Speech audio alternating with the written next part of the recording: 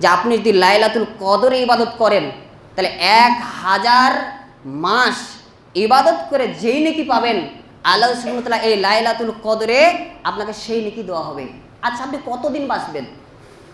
আদম সন্তানের গড় বয়স কত? 60 থেকে 70 বছর বাঁচবে, এটা গড় বয়স। এর থেকে বেশি খুব কম মানুষই বাঁচবে। আপনি যদি লাইলাতুল কদরে ইবাদত করেন তাহলে পরে 1000 মানে কত বছর হচ্ছে? 83 বছর 4 মাস ইবাদত করে যেই নেকি পাবেন। আপনি যদি লাইলাতুল কদরে ইবাদত করেন এবং লাইলাতুল কদর পেয়ে যান তাহলে পরে এই 83 বছর 4 মাস ইবাদতের নেকি আপনি এই এক রাত্রি পেয়ে যাবেন। আপনি বুঝতে পারছেন? আল্লাহ সুবহানাহু ওয়া তাআলা বলেন সূরা কদর সূরা নম্বর 97 আয়াত নম্বর 2 এবং 3, ওয়ামা আদরাকা মা লাইলাতুল কদর। তুমি কি জানো যে কদরের রাত কি? আল্লাহ সুবহানাহু ওয়া তাআলার বাচনভঙ্গি দেখেন। আল্লাহ সুবহানাহু ওয়া তাআলা বলছেন তুমি কি জানো হে নবী, তুমি কি জানো কদরের রাত কি?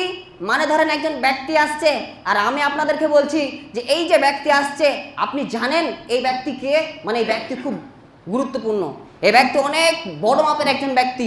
ঠিক আল্লাহ সুবহানাহু ওয়া তাআলা ওইভাবে বলছেন ওয়ামা আদরাকা মা লাইলাতুল কদর। তুমি কি জানো কদরের রাত কি? লাইলাতুল কদরি খায়রুম মিন আলফি শাহর। কদরের রাত হচ্ছে 1000 মাসের চেয়ে উত্তম, 1000 মাসের থেকে উত্তম।